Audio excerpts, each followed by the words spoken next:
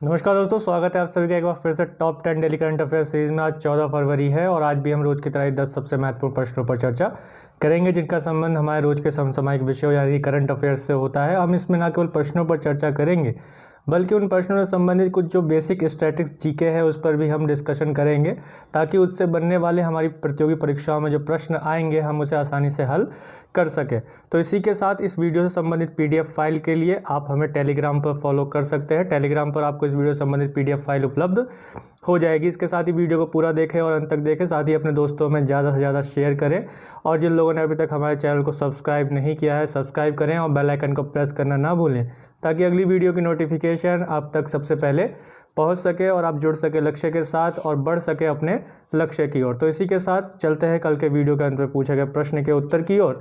तो कल के वीडियो के अंत में पूछा गया प्रश्न कुछ इस प्रकार था कि हाल ही में किस राज्य में लिथियम के भंडार पाए गए हैं। तो ऑप्शंस थे तमिलनाडु, कर्नाटक, केरल, झारखंड। तो इसका आंसर होगा कर्नाटक। कर्नाटक राज्य में लिथियम के भंडार अभी हाल ही में पाए गए हैं। लिथियम जो कि एक बैटरी बनाने के लिए महत्वपूर्ण पदार्थ है। लिथियम बैटरी बनाने के लिए उपयोग किया जाने वाला महत्वपूर्ण पदार्थ है और इलेक्ट्रिक वाहनों की मांग की बढ़ते हुए और इलेक्ट्रिक वाहनों के बाजार के बढ़ते हुए क्रम को देखते हुए भारत एक बड़े पैमाने पर इलेक्ट्रिक वाहनों का बाजार बनने की ओर अग्रसर है। इसी के साथ ही लिथियम के लिए हम दूसरे देशों पर निर्भर रहते हैं, आयात के ऊपर निर्भर रहते हैं, जिसकी कारण हमारा राजस्व बड़े पैमाने पर विदेशी मुद्रा भंडार कम होता है। और लिथियम भंडार के कर्नाटक में पाए जाने के कारण अब हम अपने ऊपर ही निर्भर होंगे और इसके साथ ही गुजरात में भारत का पहला लिथियम प्लांट भी स्थापित किया गया है। तो चलते हैं वीडियो के आज के अपने पहले प्रश्न पर। तो पहला प्रश्न है कि हाल ही में सुर्खियों में रहे विशेषाधिकार प्रस्ताव को संसद में किसके द्वारा प्रस्तुत किया गया। तो ऑप्शन है संजय जायसवाल, राहुल गांधी, गुलाम नबी आज़ाद या इनमें से कोई नहीं। तो इसका आंसर होगा संजय जायसवाल। अभी हाल ही में विशेषाधिकार प्रस्ताव काफ़ी सुर्खियों में बना रहा था। इसका कारण यह रहा था, तो जानते हैं विशेषाधिकार प्रस्ताव क्या है और उससे संबंधित संसदीय विशेषाधिकार क्या कहते हैं। तो अभी समाचारों में इस कारण बना रहा क्योंकि राहुल गांधी और कांग्रेस पार्टी के सदस्यों ने किसान आंदोलन के दौरान मरने वाले जो किसान थे उनके लिए संसद में 2 मिनट का मौन रखा और इसके बाद जो भाजपा सांसद हैं संजय जायसवाल और पीपी चौधरी, इन्होंने राहुल गांधी पर आरोप लगाया कि उन्होंने एक अस्वाभाविक व्यवहार दिखाया है और उनके खिलाफ विशेषाधिकार हनन का प्रस्ताव भी संसद में पेश किया गया। किसके द्वारा? भाजपा सांसद संजय जायसवाल और पीपी चौधरी द्वारा किसके विरुद्ध? राहुल गांधी के विरुद्ध विशेषाधिकार प्रस्ताव को प्रस्तुत किया गया। तो जानते हैं विशेषाधिकार प्रस्ताव क्या होता है। तो विशेषाधिकार प्रस्ताव सदन में किसी भी सदस्य द्वारा ऐसे प्रस्ताव को पेश किया जा सकता है और किसी भी सदन द्वारा संसद सदस्यों के विशेषाधिकारों के उल्लंघन की स्थिति में यह प्रस्ताव लाया जाता है। यानी कि कुछ जो संसदीय विशेषाधिकार सांसदों को दिए गए हैं उनका अगर यदि उल्लंघन होता है तो उस स्थिति में यह प्रस्ताव लाया जाता है और सदस्य के व्यवहार की निंदा की जाती है जिन्होंने भी कुछ विशेषाधिकारों का उल्लंघन किया है। तो इस प्रस्ताव के माध्यम से सदस्य के व्यवहार की निंदा करने के उद्देश्य से इस प्रस्ताव को सदन में लाया जाता है और यह प्रस्ताव किसी भी सदन में लाया जा सकता है। तो देखते हैं संसदीय विशेषाधिकारों के बारे में हमारा संविधान क्या कहता है। तो हम भारतीय संविधान का अनुच्छेद 105 संसदीय विशेषाधिकारों से संबंधित तथ्यों को प्रस्तुत करता है और संसदीय विशेषाधिकारों का वर्गीकरण इसके आधार पर 2 भागों में किया जाता है। एक सामूहिक विशेषाधिकार जो संसदीय सामूहिक विशेषाधिकार होते हैं और इसके साथ साथ व्यक्तिगत विशेषाधिकार जो कि सांसदों के अपने व्यक्तिगत विशेषाधिकार जो कि अनुच्छेद किसमें 105 में दिया गया है और 2 रूपों में दिया गया है, सामूहिक विशेषाधिकार और व्यक्तिगत विशेषाधिकार। तो सामूहिक विशेषाधिकारों को यदि हम समझें तो हम पाते हैं कि इसमें बहस और कार्यवाही के प्रकाशन और प्रकाशन के रोकने संबंधी प्रावधानों को इसमें बताया गया है कि जो सामूहिक विशेषाधिकार में संविधान का अनुच्छेद 105(2) के तहत संविधान को यह अधिकार, संसद को यह अधिकार है कि वह अपनी कार्यवाही को प्रकाशित कर सकती है या किसी अन्य व्यक्ति को प्रकाशन का अधिकार दे सकती है तथा किसी को संसदीय कार्यवाही के प्रकाशन से रोक सकती है। यह घटना अभी हमें हाल ही में राज्यसभा में देखने को मिली कि राज्यसभा के सभापति एम वेंकैया नायडू ने सांसदों को संसदीय कार्यवाही के प्रकाशन पर मोबाइल में रिकॉर्ड करने और उसको प्रकाशित करने पर भी रोक लगाई थी। तो वह विशेषाधिकार इसी के अंतर्गत आता है जिसे सामूहिक विशेषाधिकार के अंतर्गत हम लेते हैं कि किसी भी कार्यवाही को प्रकाशित करने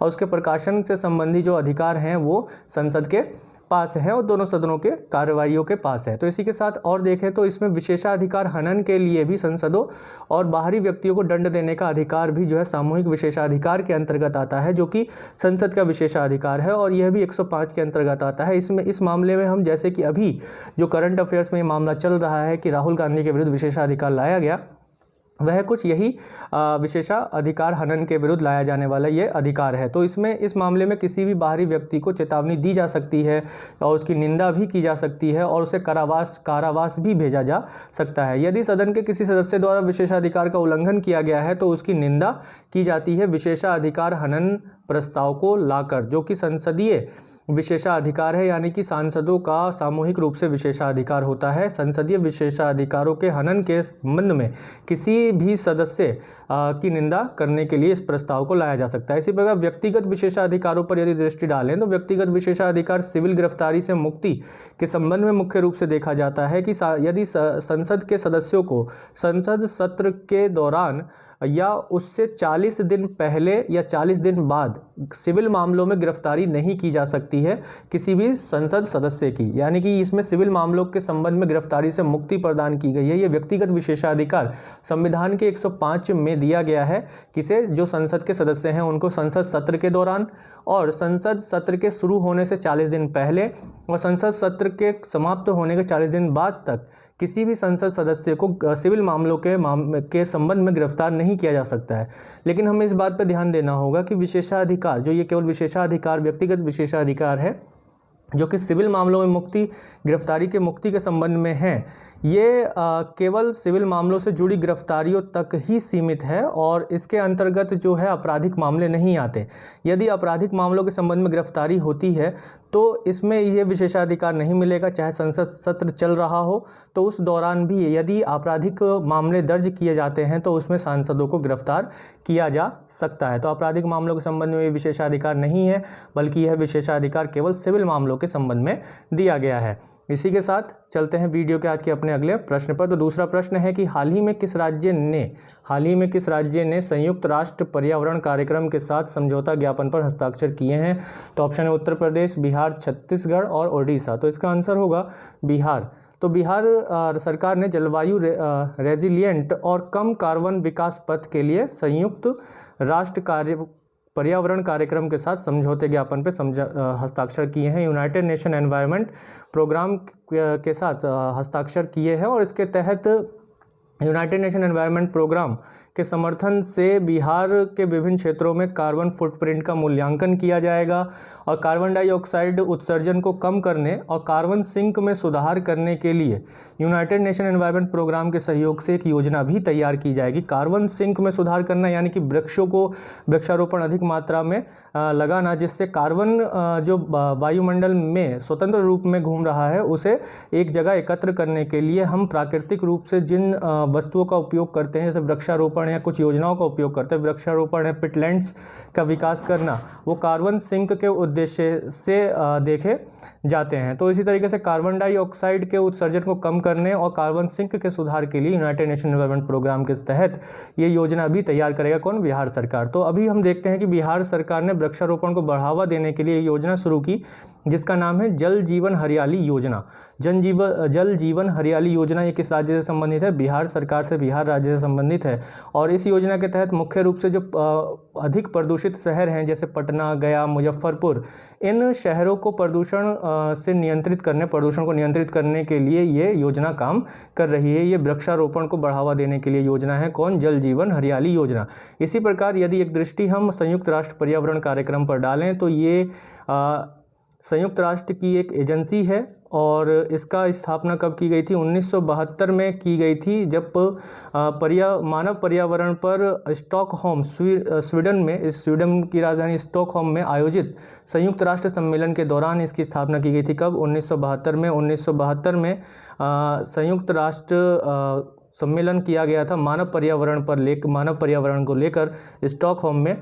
तो यूनाइटेड नेशन एनवायरनमेंट प्रोग्राम की स्थापना की गई थी और इस संगठन का उद्देश्य क्या है कि मानव पर्यावरण को प्रभावित करने वाले जो भी कारक हैं, जो भी मामले हैं, उनको अंतर्राष्ट्रीय सहयोग के साथ तथा पर्यावरण संबंधी जो जानकारियां हैं उनको इकट्ठा करना, उनका मूल्यांकन करना और पारस्परिक सहयोग को बढ़ावा देना है, यानी कि विश्व के सभी देश एक दूसरे के साथ आएँ और मानव पर्यावरण के बचाव के लिए कार्य करें। इस संगठन का ये उद्देश्य है। इसी के साथ हम देखते हैं कि यूनाइटेड नेशन एनवायरनमेंट प्रोग्राम संबंधी जो समस्याएं हैं या जो टेक्नोलॉजी है या उसके समस्या के जो सामान्य निदान है उसके रूप में भी ये कार्य करता है। इसका मुख्यालय कहाँ है? इसका मुख्यालय नैरोबी केन्या में है। नैरोबी केन्या की राजधानी है नैरोबी में है। नैरोबी या केन्या जो है वो देश किस महाद्वीप में आता है? केन्या देश आता है अफ्रीका महाद्वीप में। तो अफ्रीका महाद्वीप का देश केन्या और उसके राजधानी नैरोबी में यूनाइटेड नेशन एनवायरनमेंट प्रोग्राम का मुख्यालय स्थित है। इसी प्रकार एक दृष्टि बिहार राज्य पर डालें तो बिहार राज्य की स्थापना 22 मार्च 1912 में बंगाल से अलग करके की गई थी। 22 मार्च 1912 में बंगाल से अलग करके की गई थी। 22 मार्च 1912 में बंगाल से ओडिशा और बिहार को अलग किया गया था। ओडिशा और बिहार को अलग किया गया था किससे? बंगाल से।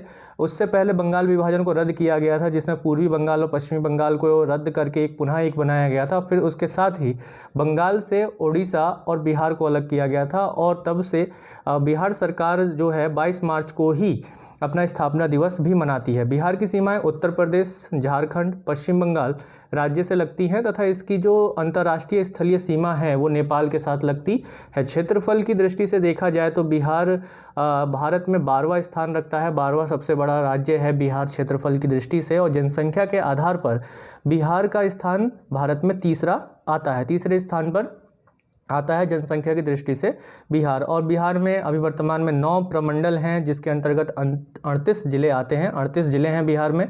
और इस आधार पर देखा जाए, जिलों के आधार पर देखा जाए तो उत्तर प्रदेश और मध्य प्रदेश के बाद बिहार तीसरे स्थान पर आता है। इसी प्रकार एक दृष्टि मुख्यमंत्रियों पर डालें तो प्रथम मुख्यमंत्री जो रहे बिहार के वो श्री कृष्ण सिंह रहे और वर्तमान मुख्यमंत्री नीतीश कुमार हैं। और प्रथम राज्यपाल जयराम दास दौलतराम थे। बिहार के प्रथम राज्यपाल कौन थे? जयराम दास दौलतराम।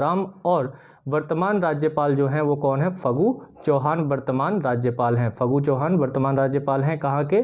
बिहार राज्य के। तो इसी के साथ चलते हैं वीडियो के अपने अगले प्रश्न पर।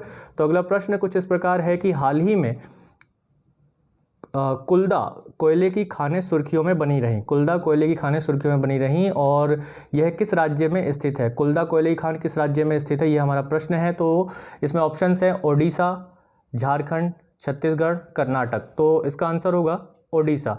ओडिशा राज्य में है कुल्दा कोयले की खानें। और पर्यावरण मंत्रालय के विशेषज्ञ मूल्यांकन समिति ने अभी हाल ही में महानदी कोलफील्ड लिमिटेड को ओडिशा में कुल्दा कोयले खानों की क्षमता को बढ़ाने के लिए पर्यावरण को मंजूरी दी है। यानी कि अब इसमें जो उत्पादन होता था कोयले का, उस कोयले के उत्पादन को बढ़ाने के लिए मंजूरी दी है, जो कि पहले इसमें 4 मिलियन टन प्रतिवर्ष उत्पादन होता था, जिसको बढ़ाकर अब 19 मिलियन टन प्रतिवर्ष किया जाएगा कोयले की खदानों का उत्पादन बढ़ाकर। और ये जो मंजूरी है ये विवाद का कारण बनी रही, सुर्खियों में इस वजह से बनी रही क्योंकि ये मंजूरी इस क्षेत्र के स्वास्थ्य, कृषि और जल निकायों पर जो प्रतिकूल प्रभाव पड़ रहा है उसकी आशंका, प्रतिकूल प्रभाव पड़ने की आशंका के बावजूद ये मंजूरी दी गई है। क्योंकि कोयले की खदानों में लगातार होने वाले खनन के बाद वहाँ के जो भूमि है उस पर पड़ने वाले जो प्रभाव है, कृषि है और उसके अतिरिक्त जो जल निकाय हैं उस पर एक प्रतिकूल प्रभाव पड़ने की आशंका है, उसके बावजूद इसको मंजूरी दी गई है। तो ओडिशा झारखंड के बाद भारत में दूसरा सबसे बड़ा कोयला भंडार रखता है और भारत में कुल कोयला उत्पादन का ये लगभग जो है 15% उत्पादित करता है। इसी प्रकार अगर कोयलों पर दृष्टि डालें तो कोयला जो है भारत में विद्युत कोयला भारत में ऊर्जा का और शक्ति का ऊर्जा का प्रमुख साधन है। और कुल विद्युत उत्पादन में कोयले का जो है वो 54% योगदान है। जो भी भारत में विद्युत ऊर्जा का उत्पादन होता है उसमें 54% हिस्सा कोयले से ही उत्पादित किया जाता है। और इसी प्रकार देखा जाए तो भारत में कुल संचित भंडार का लगभग 96% कोयला जो है वो गोंडवाना संरचनाओं में पाई जाती है। गोंडवाना प्रकार की जो चट्टानें हैं उनमें कोयले के भंडार जो हैं 96% पाए जाते हैं। और बाकी के जो 4% कोयले के भंडार हैं वो टर्सरी काल में बनी चट्टानों में पाए जाते हैं। और गोंडवाना काल की जो चट्टानें हैं, गोंडवाना जो संरचना की जो चट्टानें हैं वो मुख्य रूप से कार्बोनिफेरस काल में बने थे और शेष जो कोयला है वो टर्शियरी काल में बनी हुई चट्टानों में पाए जाते हैं। कोयले के प्रकार जो है मुख्य रूप से 4 रूपों में देखे जाते हैं, यानी कि जो कोयला है वो 4 रूपों में पाया जाता है, एंथ्रासाइट, बिटुमिनस, लिग्नाइट और पिट।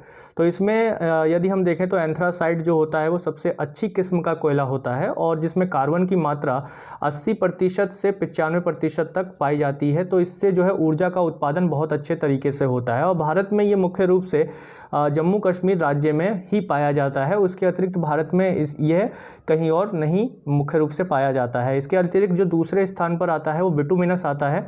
बिटुमिनस एक मध्यम श्रेणी का कोयला है और इसमें कार्बन की मात्रा लगभग जो है 47 से 72% तक होती है और भारत में अधिकतर जो कोयला पाया जाता है वो बिटुमिनस प्रकार का कोयला पाया जाता है। इसके बाद यदि हम देखें तो लिग्नाइट का क्रम आता है जो कि निम्न श्रेणी का कोयला माना जाता है और ये भूरे रंग का होता है। इसमें कार्बन की मात्रा बहुत ही कम होती है, लगभग 30 से 50% तक कम होती है और इसे भूरा होने की वजह से इसे भूरा कोयला भी कहा जाता है। इसके बाद जो चौथे स्थान पर आता है पिट। पिट एक तरीके से कोयला बनने के क्रम में होता है, यानी कि अभी कोयला पिट जो होता है वो कोयला बनने की प्रक्रिया का एक मध्यवर्ती अवस्था होती है। इसमें लकड़ी के अंश स्पष्ट रूप से दिखाई देते हैं और इसमें कार्बन की मात्रा लगभग ना के बराबर होती है, यानी कि बहुत ही कम कार्बन की मात्रा होती है। तो इससे ऊर्जा का उत्पादन बड़े अच्छे पैमाने पर नहीं किया जा सकता है। तो सबसे अच्छी किस्म का जो कोयला है वो एंथ्रासाइट कोयला होता है और इसमें कार्बन की मात्रा 80 से 95% तक होती है। जो सबसे अच्छा कोयला है कौन सा है? एंथ्रासाइट है। और फिर उसके बाद बिटुमिनस अधिकतर मात्रा में भारत में पाया जाता है। एंथ्रासाइट जम्मू कश्मीर में पाया जाता है। तो इसी के साथ चलते हैं वीडियो के अपने अगले प्रश्न पर। तो अगला प्रश्न कुछ इस प्रकार है कि why many a happy accident reflection of a life. Why many a happy accident reflection of a life के लेखक कौन है? पुस्तक के लेखक कौन है? रामनाथ कोविंद, हामिद अंसारी, मल्लिकार्जुन खड़गे या वेंकैया नायडू? तो इसका आंसर होगा हामिद अंसारी।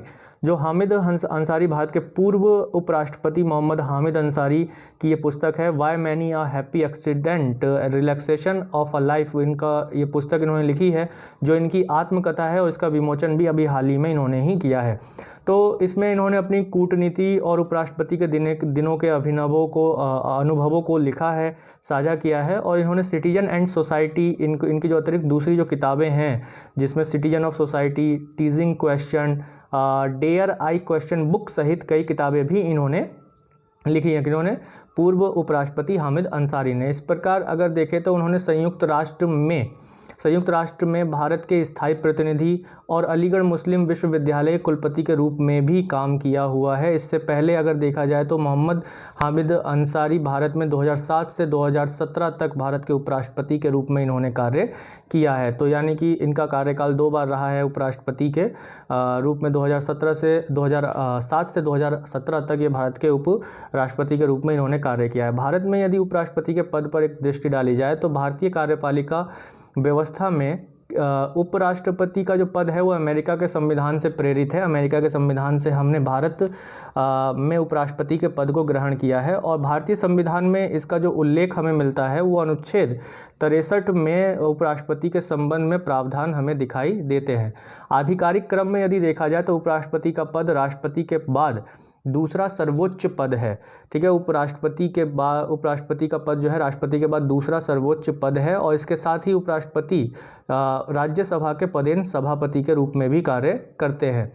राष्ट्रपति और उपराष्ट्रपति के पद का जो निर्वाचन है दोनों एक तरीके से अप्रत्यक्ष निर्वाचन के माध्यम से ही किया जाता है, लेकिन राष्ट्रपति के निर्वाचन मंडल और उपराष्ट्रपति के निर्वाचन मंडल में अंतर होता है। राष्ट्रपति के निर्वाचन मंडल में हम देखते हैं कि राज्य की विधानसभाएं, केंद्र शासित प्रदेशों की विधानसभाएं तथा संसद के दोनों सदनों के निर्वाचित सदस्य राष्ट्रपति के निर्वाचन में भाग लेते हैं, जबकि उपराष्ट्रपति के निर्वाचन में संसद के सभी सदस्य भाग लेते हैं, मनोनीत सदस्य भी भाग लेते हैं। जबकि राष्ट्रपति के निर्वाचन में ऐसा नहीं होता है। राष्ट्रपति के निर्वाचन में राज्यों के विधानसभाओं या संसद के दोनों सदनों के निर्वाचित सदस्य भाग नहीं लेते हैं, जबकि उपराष्ट्रपति के निर्वाचन में संसद के निर्वाचित और मनोनीत सदस्य भाग लेते हैं। यानी कि उपराष्ट्रपति के निर्वाचन में केवल संसद ही हिस्सा लेती है, राज्य विधानसभाएं हिस्सा नहीं लेती हैं, जबकि राष्ट्रपति के निर्वाचन में ऐसा नहीं होता है। राष्ट्रपति के निर्वाचन में राज्य विधानसभाएं भी हिस्सा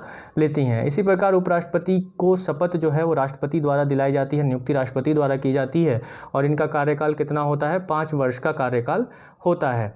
इन्हें पद से हटाने के लिए महाभियोग जैसी प्रक्रिया का उपयोग नहीं किया जाता है, उसकी आवश्यकता नहीं होती है, बल्कि राज्यसभा में एक संकल्प पूर्ण बहुमत के साथ पारित करके इन्हें पद से हटाया जा सकता है। राष्ट्रपति को किस सभा में? राज्यसभा में एक संकल्प पारित करके पूर्ण बहुमत से इन्हें पद से हटाया जा सकता है। इसी के साथ देखा जाए तो भारत के प्रथम उपराष्ट्रपति कौन थे? भारत के प्रथम उपराष्ट्रपति डॉक्टर सर्वपल्ली राधाकृष्णन थे और वर्तमान में है M Venkaiah Naidu.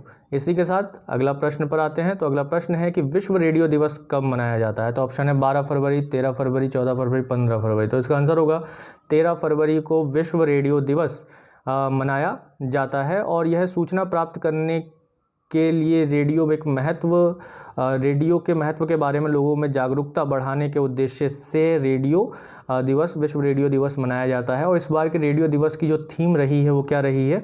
New world new radio विश्व रेडियो दिवस की थीम रही है। और इसे 3 उप विषयों में विभाजित किया गया है। इस थीम को विकास, नवाचार और संबंध के रूप में इसे विकसित किया गया, विभाजित किया गया है। इसके साथ साथ 2012 में संयुक्त राष्ट्र महासभा ने अपने 67वें सत्र में औपचारिक रूप से 13 फरवरी को विश्व रेडियो दिवस मनाने का संकल्प लिया था, संकल्प पारित किया था। और भारत में अगर देखा जाए तो भारत में पहला रेडियो कार्यक्रम कब शुरू किया गया था? 1923 में शुरू किया गया था, जो कि रेडियो क्लब ऑफ बॉम्बे द्वारा प्रसारित किया गया था। इसी के साथ AIR यानी कि ऑल इंडिया रेडियो की स्थापना 1936 में भारत में की गई थी। रेडियो के आविष्कारक कौन थे? जी मार्कोनी रेडियो के आविष्कारक थे। और ये संचार के लिए रेडियो तरंगों का उपयोग करता है। और रेडियो तरंगे 30 हर्ट्ज से 300 गीगाहर्ट्ज के बीच की आवृत्ति में एक विद्युत चुंबकीय तरंगे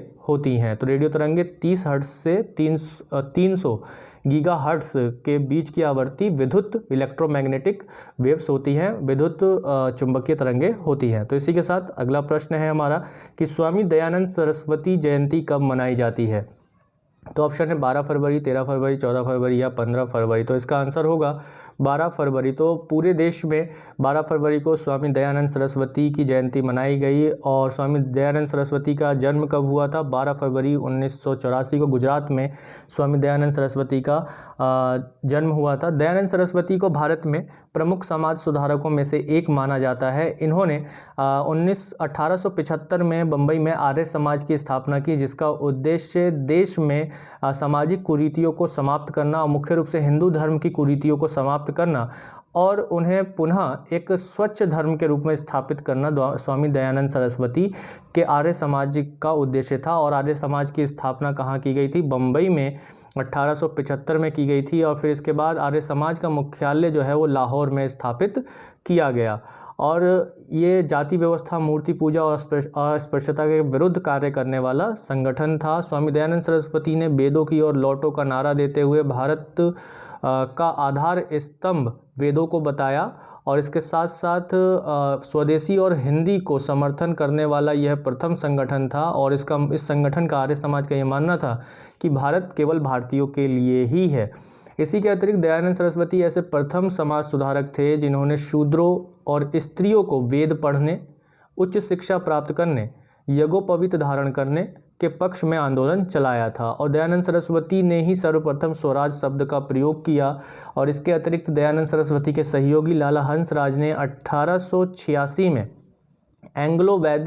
दयानंद एंग्लो वैदिक स्कूल यानी कि DAV दयानंद एंग्लो वैदिक स्कूल का लाहौर में स्थापना की। और दयानंद सरस्वती की जो प्रमुख पुस्तकें हैं सत्यार्थ प्रकाश, संस्कार विधि, ऋग्रादि भाष्य भूमिका सहित कई प्रसिद्ध पुस्तकें दयानंद सरस्वती द्वारा लिखी गई हैं। तो इसी के साथ चलते हैं वीडियो के अपने अगले प्रश्न पर। तो अगला प्रश्न है कि हाल ही में कर्नाटक राज्य का 31वें जिले के रूप में स्थापित किया गया कौन सा स्थान है जो 31वें जिले के रूप में स्थापित किया गया? विजयनगर, बेल्लारी, हम्पी या इनमें से कोई नहीं। तो इसका आंसर होगा विजयनगर। विजयनगर को अभी कर्नाटक राज्य के 31वें जिले के रूप में स्थापित किया गया है। तो कर्नाटक सरकार ने अभी भूमि राजस्व अधिनियम 1900 कर्नाटक भूमि राजस्व अधिनियम 1964 के तहत बल्लारी जिले के क्षेत्रों को काटकर विजयनगर जिले का गठन किया है। और राज्य मंत्रिमंडल ने इस गठन की मंजूरी 18 नवंबर 2020 को ही दे दी थी। अभी वर्तमान में विजयनगर को जोड़कर कितने ज़िले हो गए हैं कर्नाटक में? 31 ज़िले हो गए हैं। तो विजयनगर एक ऐतिहासिक रूप से, विजयनगर की अगर पर दृष्टि डाला जाए तो विजयनगर एक ऐतिहासिक रूप से महत्वपूर्ण स्थान रहा है और विजयनगर एक साम्राज्य के रूप में 1336 में स्थापित किया गया था दो भाइयों के द्वारा, जिनका नाम था हरिहर और बुक्का। इन दोनों भाइयों ने विजयनगर साम्राज्य में संगम वंश की स्थापना की थी। विजयनगर साम्राज्य की जो राजधानी है वो हम्पी थी, जो कि कृष्णा नदी की सहायक नदी तुंगभद्रा के किनारे स्थित है। इस प्रकार देखा जाए तो विजयनगर साम्राज्य में क्रमशः संगम, सुलुभ, तुलुभ और आराविडु वंशों ने शासन किया है। संगम, सुलुभ, तुलुभ और आराविडु वंशों ने शासन किया है। किसमें? विजयनगर साम्राज्य में इन वंशों ने शासन किया है एक क्रम में। इसी प्रकार हम्पी पर एक दृष्टि डालें तो हम्पी अपने आप में एक महत्वपूर्ण ऐतिहासिक स्थल है और हम्पी के जो स्मारक स्थल हैं उनको यूनेस्को विश्व धरोहर सूची में भी शामिल किया गया है। तो 14वीं शताब्दी के दौरान मध्यकालीन भारत में महानतम साम्राज्यों में से एक रहा विजयनगर साम्राज्य की राजधानी रही है हम्पी, जो कि कर्नाटक राज्य में स्थित है। हम्पी उत्तर में तुंगभद्रा नदी और अन्य 3 ओर से पथरीले ग्रेनाइट पहाड़ों से घिरा हुआ था, जिसके कारण ये एक रणनीतिक स्थल था राजधानी के रूप में। और हम्पी के 14वीं शताब्दी के जो अवशेष हैं वो लगभग इस क्षेत्र में 26 वर्ग किलोमीटर में फैले हुए हैं। इसी प्रकार देखा जाए तो विजयनगर शहर के स्मारक, जिन्हें विद्या नारायण संत के सम्मान में विद्यासागर के नाम से भी जाना जाता है, यानी कि जो विजयनगर शहर में स्मारक हैं, स्थल है, उनको विद्या नारायण संत, जो कि हरिहर और बुक्का के गुरु थे, उनके सम्मान में विद्यासागर के नाम से भी जाना जाता है उन स्मारकों को। और इन्हें 1336 से 1570 ईस्वी के बीच हरिहर प्रथम से सदाशिव राय, जो कि अलग अलग इन वंशों में रहे शासक, तो हरिहर प्रथम और सदाशिव राय आदि राजाओं ने इन स्मारकों का निर्माण करवाया विजयनगर साम्राज्य में। और सबसे अधिक जो स्मारकें हैं, इमारतें हैं इस साम्राज्य में, विजयनगर शहर में हम्पी में, जिन्होंने सबसे अधिक इमारतों का निर्माण करवाया वो तुलुव वंश के, विजयनगर साम्राज्य में तुलुव वंश के एक प्रमुख और महान शासक कृष्णदेव राय ने बनवाया, जो कि 1509 से 1530 ईस्वी तक यहाँ पर उन्होंने शासन किया। इसके अतिरिक्त हम्पी के मंदिर जो हैं वो अपनी बड़ी विमानों जो कि उनके ऊंचे शिखर हैं, वहाँ पर एक स्पष्ट रूप से पुष्पों का अलंकरण है, स्पष्ट नक्काशी है, विशाल स्तंभ हैं, भव्य मंडप हैं और मूर्ति कला के और पारंपरिक चित्र निरूपण के लिए जाने जाते हैं। और इनमें महाभारत और रामायण के विषयों को भी इन नक्काशियों में शामिल किया गया है। इसके अतिरिक्त हम्पी में मौजूद विट्ठल मंदिर विजयनगर साम्राज्य की एक कलात्मक शैली का उत्कृष्ट उदाहरण है। और विट्ठल मंदिर के सामने ही हम्पी का रथ, जो कि पत्थर का बना हुआ रथ है, स्थित है, जो कि गरुड़ को समर्पित है। और ये एक, और यहाँ पर अन्य जो मूर्तियाँ हैं जो कि एक ही पत्थर से निर्मित हैं, जिसमें देवी लक्ष्मी, नरसिंह, गणेश की मूर्तियाँ जो हैं अपनी विशालता और भव्यता की एक उल्लेखनीय परिभाषा प्रस्तुत करती है। इसके अलावा इस क्षेत्र में विरूपाक्ष मंदिर, विट्ठल मंदिर, कृष्ण मंदिर, लोटस महल और हजरा महल मंदिर के लिए इस क्षेत्र को जाना जाता है। और ये पूरा कॉम्प्लेक्स, ये पूरा जो परिसर है यूनेस्को विश्व विरासत स्थलों की सूची में शामिल है। और इसी के साथ भारत की करेंसी मुद्रा, जो 50 रुपये की मुद्रा है, नोट है, करेंसी है, उसके पीछे हम्पी के रथ को भी चित्रित किया गया है, जो कि कहाँ है? हम्पी, कर्नाटक में स्थित है। इसी के साथ चलते हैं वीडियो के अपने अगले प्रश्न पर। तो अगला प्रश्न कुछ इस प्रकार है कि सुर्खियों में रही माइक्रो ब्लॉगिंग साइट कू किस देश का उत्पादन है? कू किस देश का उत्पाद है? माइक्रो ब्लॉगिंग साइट जापान, चीन, भारत, दक्षिण कोरिया। तो इसका आंसर होगा भारत। तो अभी स्वदेशी रूप से विकसित, यानी कि भारत में विकसित माइक्रो ब्लॉगिंग साइट कू भारतीय लोगों के मध्य लोकप्रिय हो रही है। कू ऐप नवंबर 2019 में लॉन्च किया गया था। इस ऐप को कब लॉन्च किया गया था? नवंबर 2019 में लॉन्च किया गया था। ये सुर्खियों में इस वजह से बना रहा क्योंकि अभी भारत सरकार द्वारा आत्मनिर्भर भारत ऐप नव प्रवर्तन चैलेंज को लॉन्च किया गया था और उसके एक विजेता में से कू ऐप भी है। और ये एक सोशल नेटवर्किंग प्लेटफॉर्म का भारतीय संस्करण है, जिसमें इसको देखा जा रहा है भारत में बने ऐप के उपयोग को बढ़ावा देने के लिए इसको लॉन्च किया गया था। और इसको स्थापित करने वाले, इसको बनाने वाले जो व्यक्ति हैं वो हैं अपराम्य राधाकृष्णन और मयंक विद्वक्ता। मयंक विद्वक्ता द्वारा इसे स्थापित किया गया था। अपरामय राधाकृष्णन और मयंक विद्वक्ता द्वारा इसे स्थापित किया। अभी वर्तमान में कू ऐप के जो CEO हैं वो कौन है? अपरामय राधाकृष्णन इसके इस CEO है, अध्यक्ष हैं, कार्यकारी अधिकारी हैं।